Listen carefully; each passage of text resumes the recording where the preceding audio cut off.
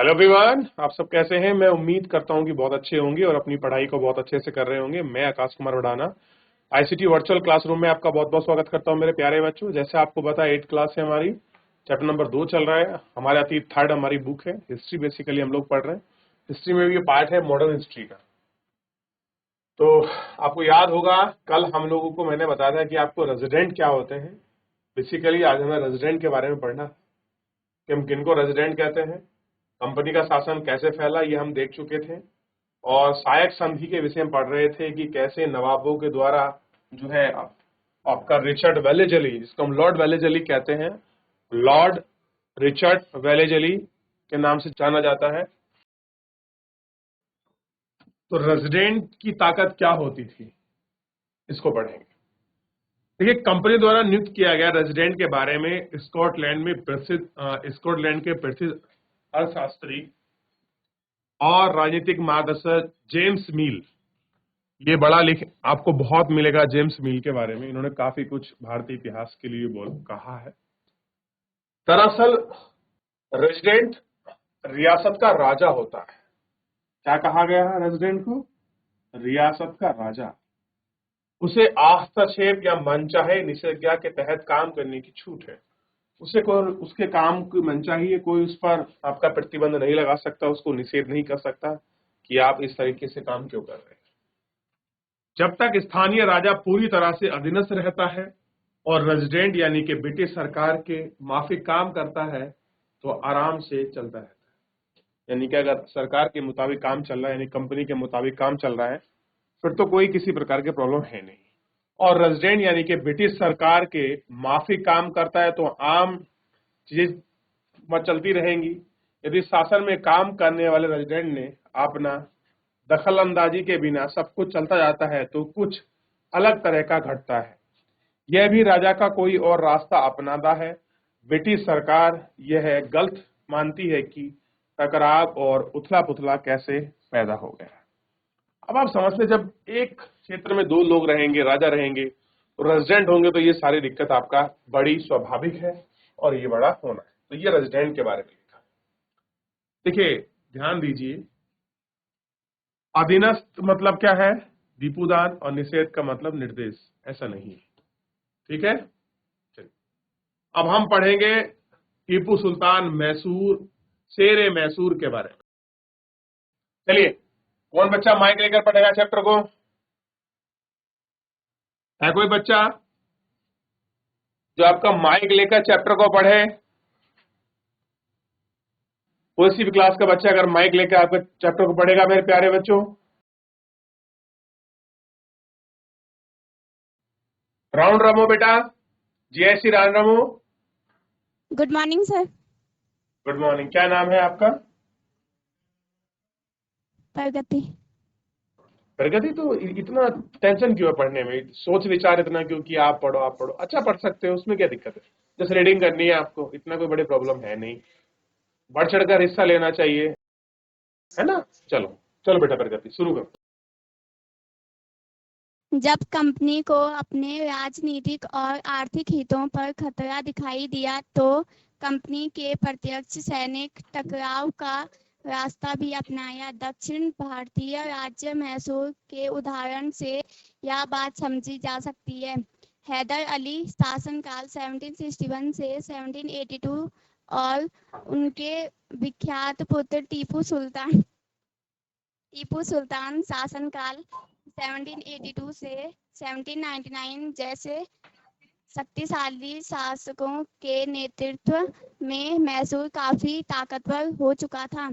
मालाबार तट पर होने वाला व्यापार मैसूर रियासत के नियंत्रण में था, जहां से कंपनी काली मिर्च और इलायची खरीदती थी।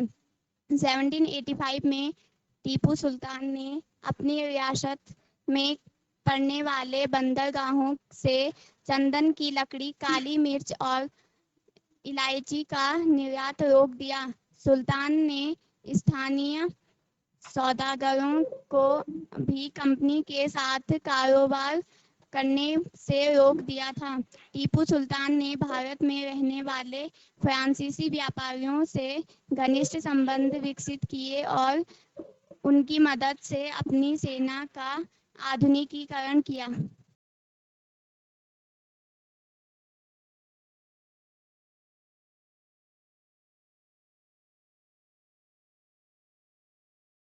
और किसी बच्चे को सुल्तान माइक दो के बेटा, इस कदम और किसी बच्चे को पास में, आप पास में लड़की बैठी हो, किसी और बच्चे को, हाँ, जो चैप्टर को पढ़े। शाबाश, बहुत अच्छे बेटा, खड़े हो जाइए, बहुत अच्छे, पढ़ो बेटा। सुल्तान के इन कदमों से अंग्रेज आग बबूला हो गए। उन्हें हैदर अली और टीपू सुल्तान बहुत महत्वाकांक्षी, घमंडी और खतरनाक दिखाई देते थे। अंग्रेजों को लगता था कि ऐसे राजाओं को नियंत्रित करना और कुचलना जरूरी है। फलस्वरूप मैसूर के साथ अंग्रेजी की 4 बार जंग हुई।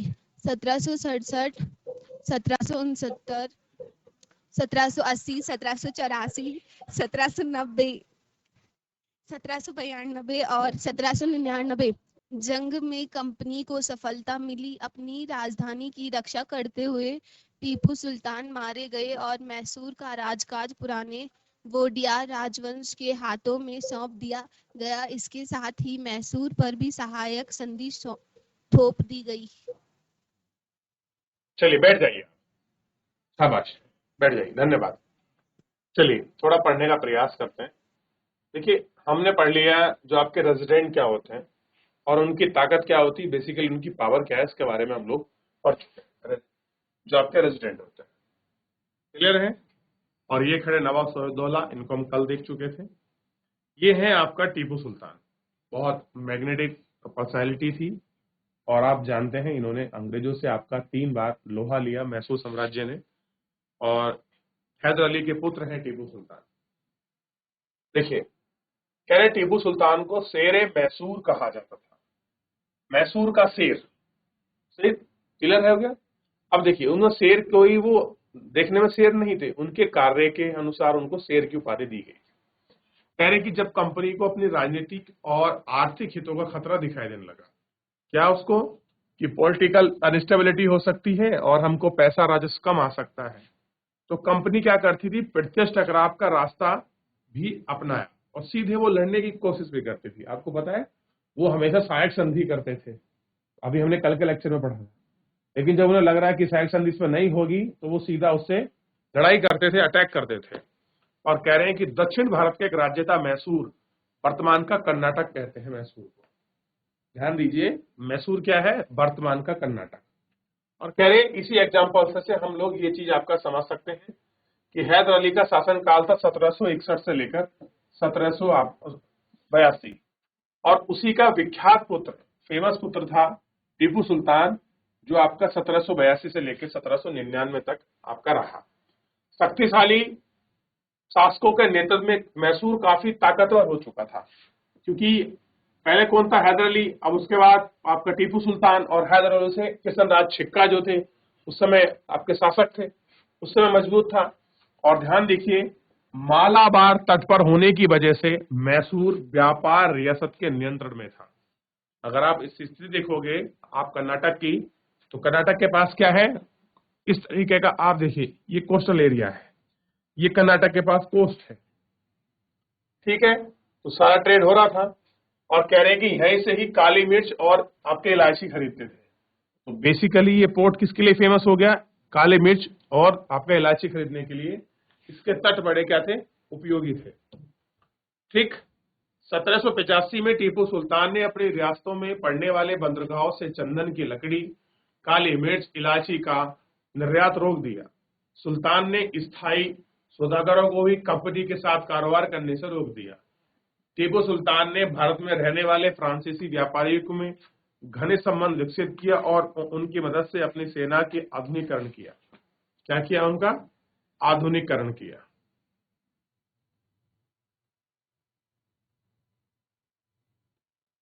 अब देखिए, टीपू सुल्तान के बेटों को बंधक रूप में लॉर्ड कॉर्नवालिस के सामने पेश किया गया। यानी टीपू सुल्तान के बेटों को उन्होंने आपका बंधक बना लिया और कॉर्नवालिस के सामने आपका पेश किया गया। ठीक, कह रहे हैं कि डेनियल आर्म्स द्वारा ये आपका चित्र बनाया गया था। कंपनी की फौजों को और हैदर अली और टीपू सुल्तान ने कई बार युद्ध में हराया था कंपनी की फौजों को, लेकिन 1792 में मराठा हैदराबाद निजाम और कंपनी की एक संयुक्त फौज ने टीपू सुल्तान पर अंग्रेजों के साथ आपका संधि करनी पड़ी। इस संधि के तहत दोनों बेटों को अंग्रेजों ने बंधक बनाने के रूप में अपने पास रख लिया और चित्रकार इस तस्वीर को पेश कर रहा है। देखिए, कह रहे हैं कि अंग्रेजों का और टीपू सुल्तान का बहुत बार हमला हुआ, लेकिन हर बार क्या किया, टीपू सुल्तान ने इनको हरा दिया हैदर अली ने। लेकिन एक मौका ऐसा बैठा कि जब आपका मराठा हैदराबाद के निजाम और अंग्रेज एक होकर, यानी कि कौन लड़े, मराठा लड़े महाराष्ट्र में, ऊपर वाला पार्ट महाराष्ट्र है, बगल में हैदराबाद निजाम है, ये दोनों इकट्ठे हुए क्योंकि इनको मैसूर से खतरा था, अंग्रेजों को था ही। ये तीनों लोग किस पर अटैक कर देते हैं, आपका मैसूर जो आपका राज्य है इस पर अटैक कर देते हैं। और रिजल्ट क्या निकलता है कि ये सहायक संधि करने के लिए मजबूर हो जाता है। कह रहे सुल्तान इन कदमों से अंग्रेज आग बबूला हो गए, क्योंकि वो लोग किसकी तरफ बढ़ रहे थे, आपका फ्रांसीसियों की तरफ उनका लगाव ज्यादा था, जिसके कारण इनको सबसे ज्यादा विरोध का सामना करना पड़ता। बहुत महत्वाकांक्षी, घमंडी और खतरनाक दिखाई देता था। उन्हें क्या लगता था कि जो सुल्तान है आपका कौन, हैदर अली, ये कैसा है, बहुत महत्वाकांक्षी है, घमंडी है और खतरनाक दिखाई पड़ता है। क्लियर है? और ऐसा लगता है कि राजाओं को नियंत्रण करना और कुचलना जरूरी है। कह रहे ऐसे राजाओं को नियंत्रण करना और कुचलना जरूरी है। फलस्वरूप मैसूर के साथ 4 बार जंग हुई। पहला कर्नाटक आंग्ल मैसूर हुआ 1767 से लेके आपका 1769 तक, दूसरा हुआ 1780 से लेके 84 तक, दूसरा हुआ 90 से 92 के बीच, और तीसरा हुआ 1799 में। कुल मिलाकर अंग्रेज और मैसूर के जो आपके राजा है वो लोग 4 बार लड़े। क्लियर हो गया? और इन चारों में आपको स्पष्ट रूप से आप इनको देख सकते हैं। राजधानी की रक्षा करते हुए टीपू सुल्तान मारे गए और मैसूर का कामकाज पुराने वाडियार राजवंश के हाथों में सौंप दिया गया। यानी कि जो पहले मैसूर के राजा थे उन्हीं को वाडियार के हाथ के वंशों में इसको सौंप दिया गया, और इसी के साथ मैसूर पर सहायक संधि थोप दी गई। अब देखिए, ये एक खिलौना है, टीपू सुल्तान का खिलौना शेर।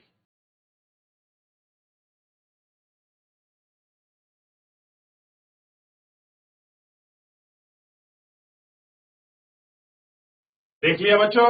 यहां तक कोई क्वेरी, कोई क्वेश्चन किसी प्रकार का किसी भी बच्चे का, कोई बेटा? अब देखिए, ये आपने इमेज देख लिया। कह रहे हैं कि टीपू सुल्तान का खिलौना शेर। टीपू सुल्तान एक विशालकाय मशीन खिलौने की तस्वीर है। इसमें यह नकली शेर यूरोपीय सिपाही को दबाए हुए है और इसका हैंडल घुमाया जाता है तो नकली शेर दहाड़ता है। सिपाही के भीतर की चीख की आवाज दिखाई देती है। और यह खिलौना शेर लंदन में विक्टोरिया एंड एल्बर्ट्स म्यूजियम में रखा गया है। तो 4 मई 1980 को अपनी राजधानी श्रीरंगपट्टनम की रक्षा करते हुए टीपू सुल्तान की जो आपका मृत्यु हो गई थी, अंग्रेज इस खिलौनों को अपने साथ ले गए। कौन ले गए थे? अपने साथ लेकर चले गए अंग्रेज। ये किसका खिलौना था? टीपू सुल्तान का। ठीक,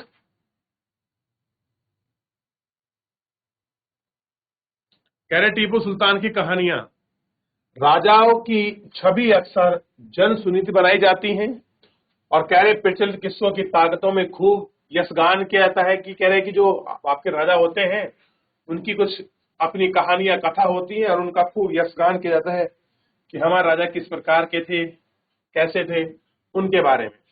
कह रहे फ्रांसीसी दोस्तों ने जंगल के शिकार किए और वहां के शेर के सामने आए, उनकी बंदूकों ने मौके पर ही साथ दिया और कट्टर भी जमीन पर गिर गए।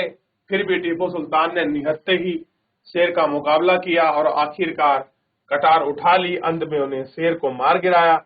इसी के बाद शेर मैसूर कहा गया। क्या कहा गया? शेर मैसूर कहा गया। और उन्हें राष्ट्रीय झंडे पर भी इस तस्वीर को आपका लगवाया। तो ये था मैसूर की कहानी। मैसूर जो आपका कर्नाटक है, महाराष्ट्र यानी कि मराठा जो आपके पूना वाले क्षेत्र में एक रहने वाली जो आपकी लड़ाका जाति है। अब हम मराठाओं के बारे में पढ़ेंगे। किसके बारे में पढ़ेंगे मेरे प्यारे बच्चों? अब हम मराठाओं के बारे में पढ़ेंगे।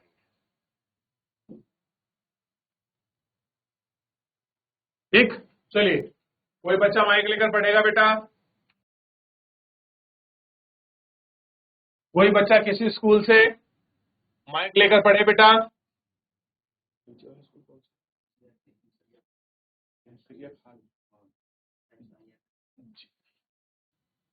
जीएचएस रामो, बेटा आप ही पढ़ लो।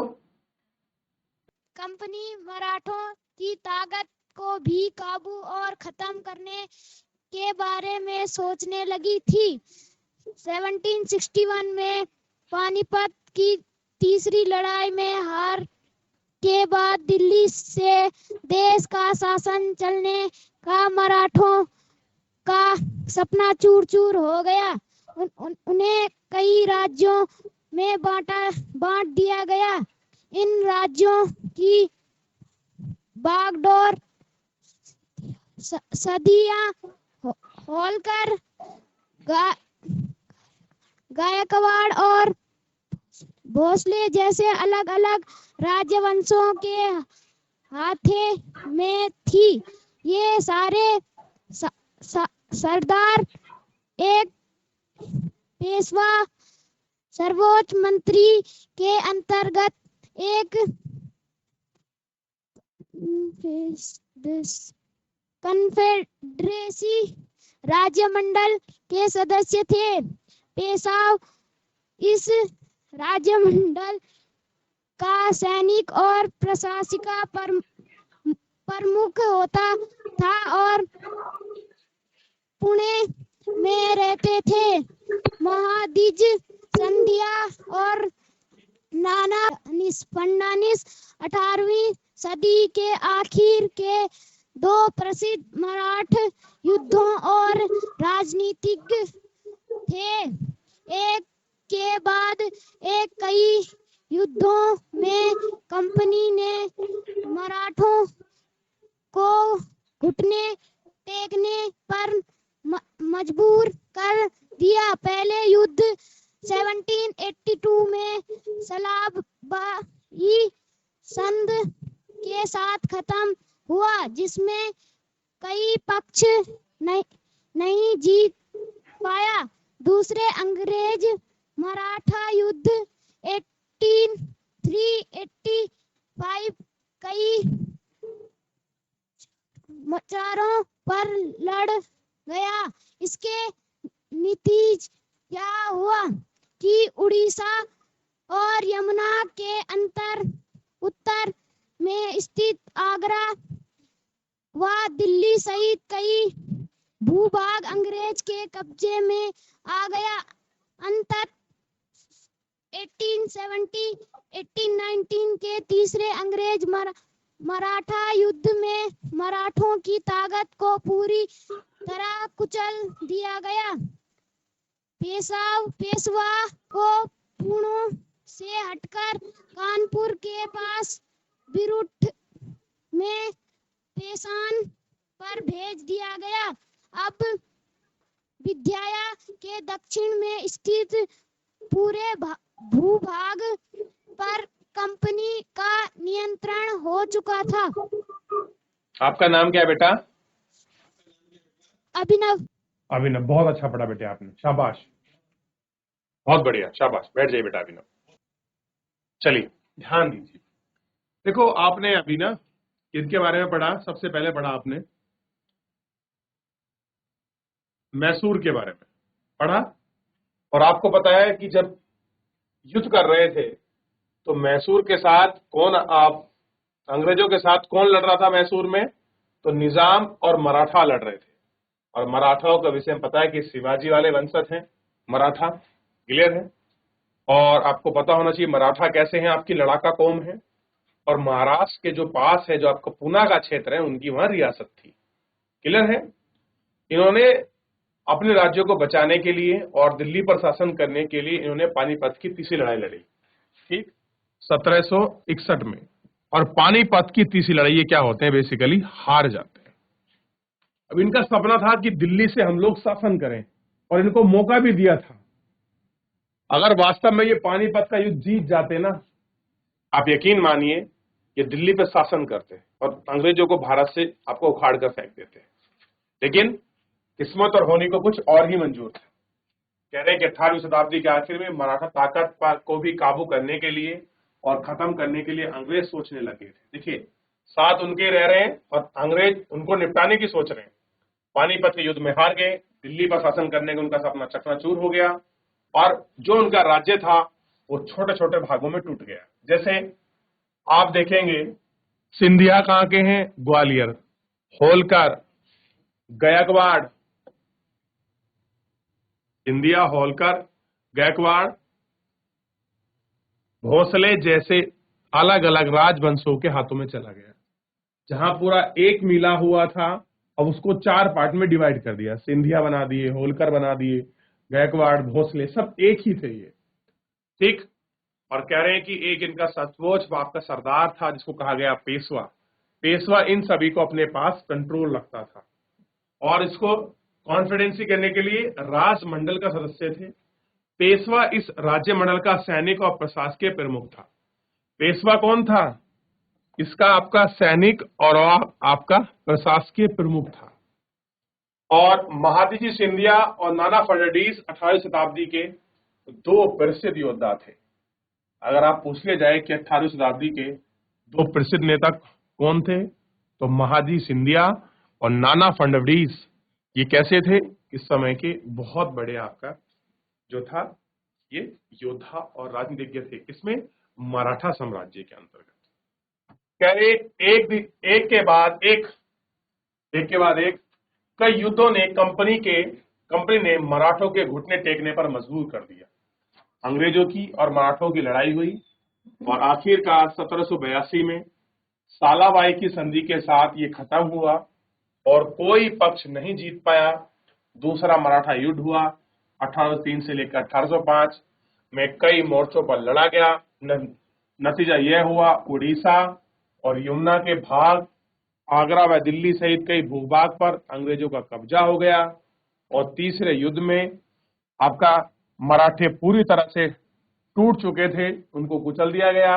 मराठाओं को कहां से उठाकर, पूना से हटाकर नागपुर, यूपी में एक जगह है कानपुर में एक जगह है बिठूर में पेंशन भोगी बना दिया। यानी थे कहां के, पूना के, पहुंचा कहां दिया, यूपी में, और यूपी में भी बिठूर में भेज दिया गया। और इससे क्या हुआ, विंध्याचल के दक्षिण में स्थित पूरे भूभाग पर अंग्रेजों का कब्जा हो गया। सोच के देखिए, ये है पूरा भारत। अगर मैं यहां ऐसे बना दूं, इतने वाले रीजन पर पूरा अंग्रेजों का कब्जा हो चुका था। क्लियर हो गया, ये आपको ध्यान रखना। तो क्या हो गया, अंग्रेजों का कब्जा हो गया।